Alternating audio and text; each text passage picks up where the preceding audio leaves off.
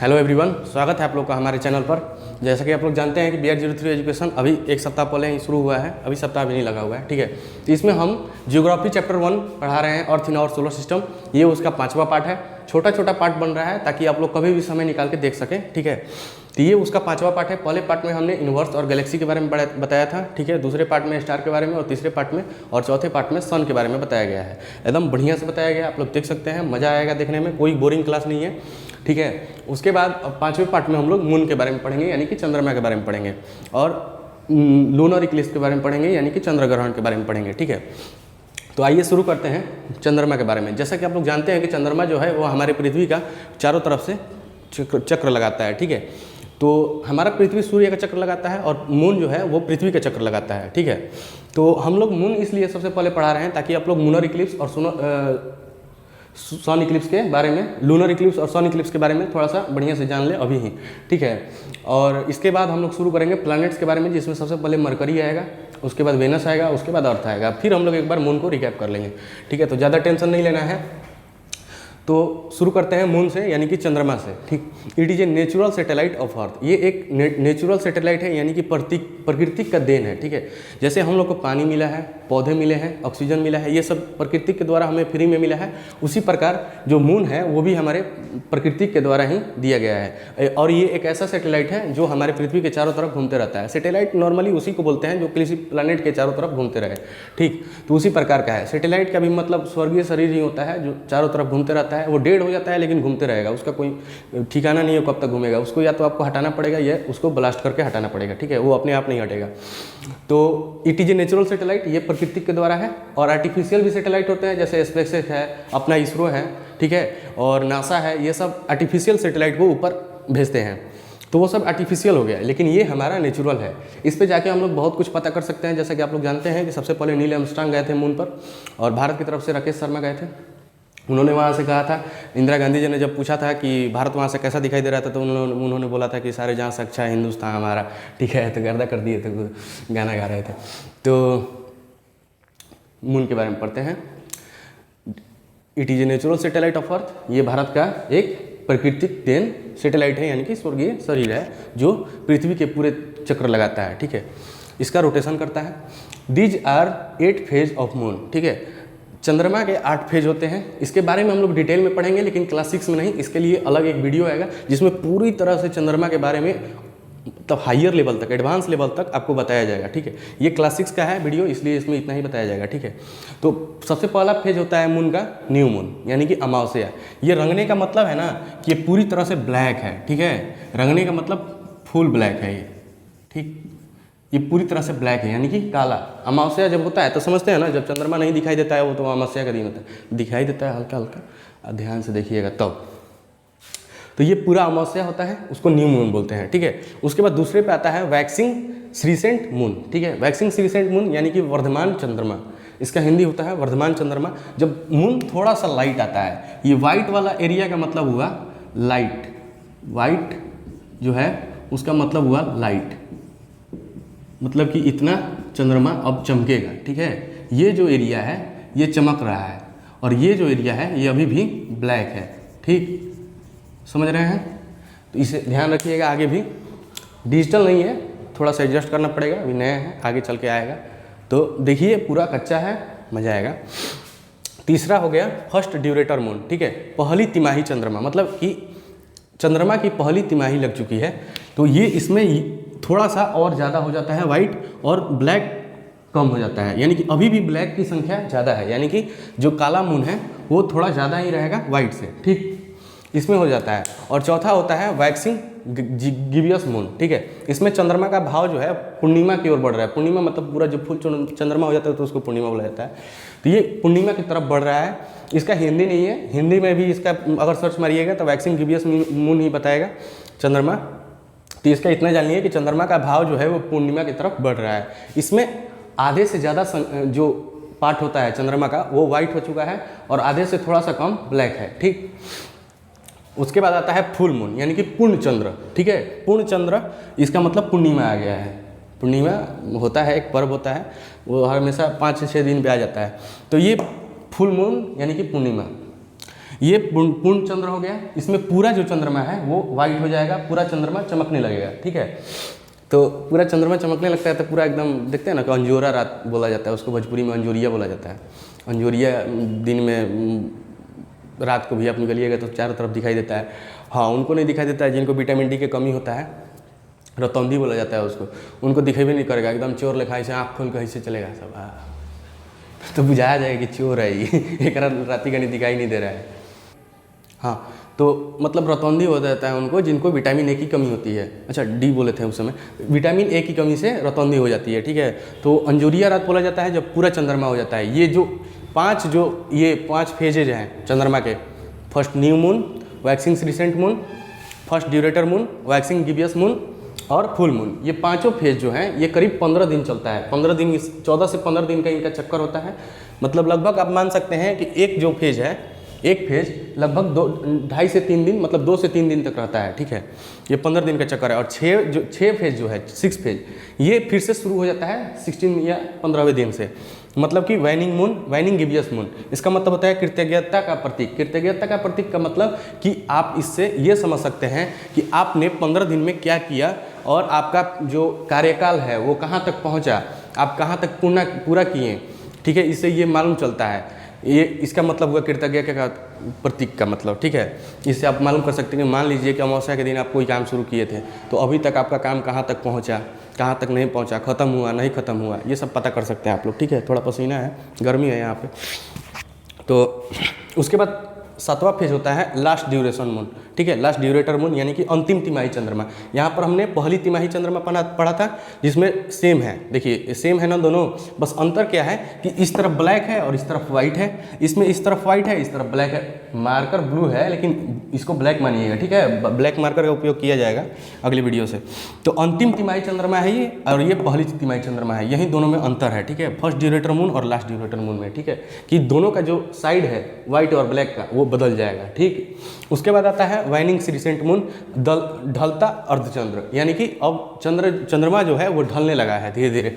देखिए यहाँ पर इतना लाइट था और इतना ब्लैक हो चुका था, और यहाँ पर जो है ये आधा से ज़्यादा यानी कि लगभग 90% मून जो है वो ढल चुका है, ठीक है। ये थोड़ा फास्ट फेज चलता है ढलने वाला, तो आधा से ज़्यादा चंद्रमा जो है वो ढल चुका है, इसलिए ढलता अर्धचंद्र मून चंद्रमा मतलब इसका नाम है, ठीक है। तो ये हुआ मून के फेज, यानी कि चंद्रमा के कुछ फेज जिससे वो चेंज होता है अमावस्या से लेके पूर्णिमा तक, ठीक। तो आगे हम लोग इसमें पढ़ेंगे मून के बारे में, मून इक्लिप्स यानी कि लूनर इक्लिप्स के बारे में, ठीक है। चलिए देखते हैं। पीछे हमने पढ़ा मून के बारे में, मून के 7वां फेज के बारे में, ठीक है। तो उसमें हमने बताया कि करीब 14 दिन का एक होता है, 5 फेज जो थे वो 14 दिन के अंतराल का होता है, और उसके बाद फिर 14 दिन चलता है, पूरा मिला के 28 दिन हो जाता है, ठीक है। अब हम लोग पढ़ेंगे मून के बारे में कुछ और बातें, और उसके बाद लूनर इक्लिप्स यानी कि चंद्र ग्रहण के बारे में, ठीक है। तो आइए जान लेते हैं। Moon is a smaller than earth. Moon जो है वो पृथ्वी से छोटा है, जैसा कि आप लोग जानते हैं कि पृथ्वी का चक्कर लगाता है मून, तो वो पृथ्वी से छोटा होगा। ये हमेशा ज़रूरी नहीं है, लेकिन मून छोटा है, ठीक है। उसके बाद it is 25% size of earth, यानी कि ये पृथ्वी का मात्र 25% है। मान लीजिए कि ये पृथ्वी है हमारा, ठीक, तो इसका 25% कितना हुआ, इतना हुआ, थोड़ा सा इधर उधर हो सकता है, मतलब इतना है, इतना बड़ा है मून, ठीक, मान के चलिए। और मतलब कि एक पृथ्वी में 4 ठो मून आराम से समा सकते हैं, ठीक है। तो छोटा नहीं है, इसको छोटा मत मानिएगा। पृथ्वी पर सिर्फ 30% ही पानी है, 70% पानी है और 30% ही लैंड है, लेकिन देखिए कितनी जनसंख्या में लोग रह रहे हैं। सिर्फ भारत में 140 करोड़ लोग रह रहे हैं, सोचिए उस पर कितने लोग रह पाएंगे। लेकिन वहाँ पर ग्रेविटी नहीं है ना, ऐसे पैर रखिएगा पड़किएगा एकदम 2 फीट दूर, 2 फीट नहीं मतलब कम से कम 10 फीट तो दूर ऊपर उड़िएगा, ऑक्सीजन हिले नहीं है, दांत चियार दीजिएगा, तनिए मुनी मर जाइएगा।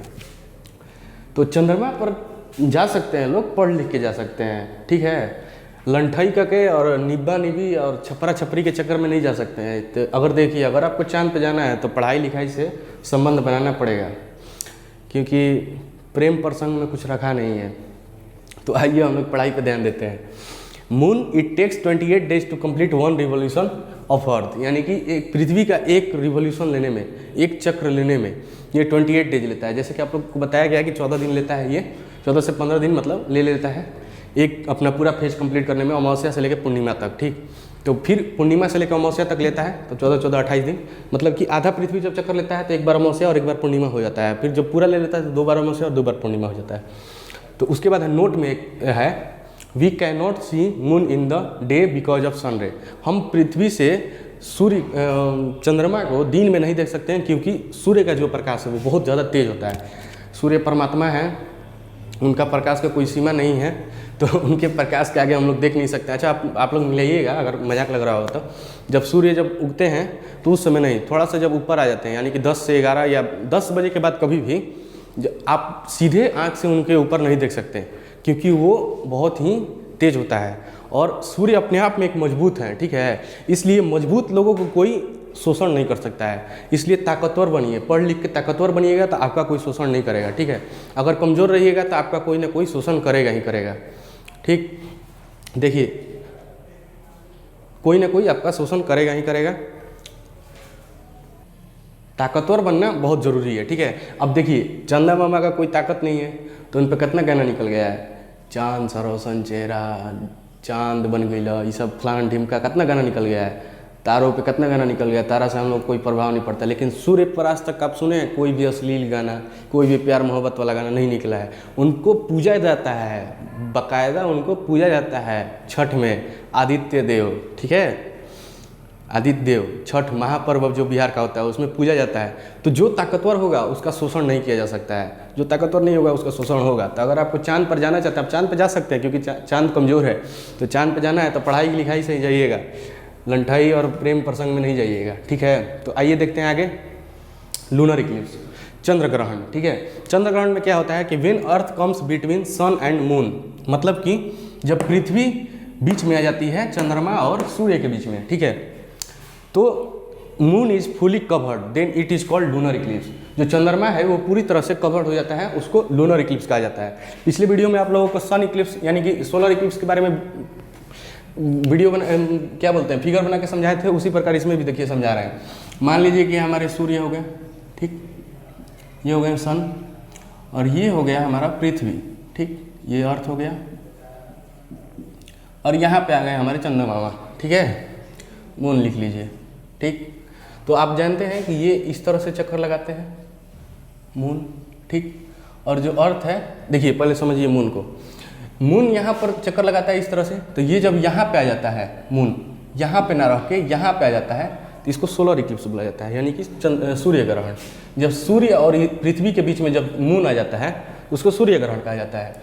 लेकिन जब पृथ्वी और सन एक साथ रहते हैं और मून उनके पीछे आता है, यानी कि पृथ्वी जब बीच में आ जाता है तो उसको चंद्र ग्रहण बोला जाता है।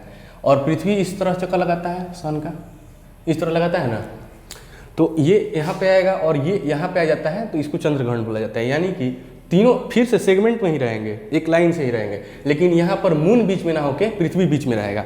जब मून बीच में रहेगा तो उसको सूर्य ग्रहण कहते हैं, यानी कि सूर्य ग्रहण। और सूर्य ग्रहण में भी आप लोग को बताए थे कि सूर्य ग्रहण में क्या क्या होता है, हम लोग खाना पीना नहीं खाते हैं जब तक ऊपर नहीं होता है। और चंद्र ग्रहण में भी बहुत लोग मानते हैं तो वो भी नहीं खाना खाते हैं। इसमें भी थोड़ा बहुत रात को अंधेरा होता है, मतलब रात को थोड़ा बहुत कभी कभी रोशनी आ जाता है, जो भी होता है उतना ज़्यादा एक्सपीरियंस नहीं है मून का, उतना असर नहीं पड़ता है चंद्र ग्रहण से। लेकिन सूर्य ग्रहण लगता है जब चंद्रमा बीच में आ जाता है तो थोड़ा ज़्यादा असर होता है, ठीक है। तो इसको ज़्यादा ध्यान से रखिएगा, इसको भी ध्यान दीजिएगा, लेकिन ये एक्सपीरियंस करने के लिए बहुत कम ही मिलता है। तो जब मून पृथ्वी के नीचे आ जाता है, यानी कि सूर्य और पृथ्वी और मून इस तरह से आते हैं, तब जाके चंद्र ग्रहण लगता है। यानी कि जब सूर्य और चंद्रमा के बीच में पृथ्वी आ जाता है तो चंद्र ग्रहण लगता है। इतना ध्यान रखिएगा। यहाँ पर लिख दिए हैं हिंदी में भी कि जब सूर्य और चंद्रमा के बीच में पृथ्वी आ जाती है तब चंद्र ग्रहण लगता है। यहाँ पर मून को ज़्यादा इंपॉर्टेंस दिया जा रहा है पृथ्वी के अपेक्षा, ठीक है, इसलिए ज़्यादा लिखा गया है कि चंद्र ग्रहण लग जाता है। चंद्र ग्रहण इसीलिए लग जाता है, पृथ्वी के बारे में हम लोग बहुत ज़्यादा जानेंगे। इसमें कोई लाइट नहीं होता है, इसलिए इसका ग्रहण नहीं लगता है। पृथ्वी का ग्रहण यहाँ के लोगों को लगता है। तो ये जब पृथ्वी बीच में आ गया है सूर्य और मून के, तो ये चंद्र ग्रहण लगता है। और जब पृथ्वी और सूर्य के बीच में मून आ जाता है तब सूर्य ग्रहण लगता है। यहीं इतना ही था चंद्र ग्रहण और मून इक्लिप्स में इतना ही था, ठीक है। तो अभी तक हमने क्या क्या पढ़ लिया, अभी तक हमने यूनिवर्स पढ़ लिया, गैलेक्सी पढ़ लिया, स्टार पढ़ लिया, प्लैनेट्स के बारे में अब हम पढ़ेंगे। स्टार भी पढ़ लिए, मून भी पढ़ लिए हैं, सन भी पढ़ लिए हैं। अब हम लोग प्लैनेट्स स्टार्ट करेंगे मरकरी, वेनस और पृथ्वी से। तो अगले वीडियो में हम लोग पढ़ेंगे मरकरी, वेनस, ठीक है, और उसके बाद में हम लोग पढ़ेंगे अर्थ के बारे में, ठीक है। अब थोड़ा वीडियो लंबा आएगा, तो आप लोग कोशिश कीजिएगा बढ़िया से देखने के लिए। यहाँ तक बने रहने के लिए बहुत बहुत धन्यवाद। और अगर आप हमारे चैनल पर नए हैं और यहाँ तक बने हुए हैं तो हमारे चैनल को जरूर सब्सक्राइब कीजिएगा। आप लोग को ऐसे ऐसे टॉपिक पे लगातार वीडियो मिलते रहेंगे, कोई भी मिसबिहेव नहीं होगा, कोई भी मिस नहीं जाएगा डे। और आप लोग को हिस्ट्री का भी वीडियो मिलेगा, ठीक है, धीरे धीरे करके सब मिलेगा। तो यहाँ तक बनने के लिए बहुत बहुत धन्यवाद।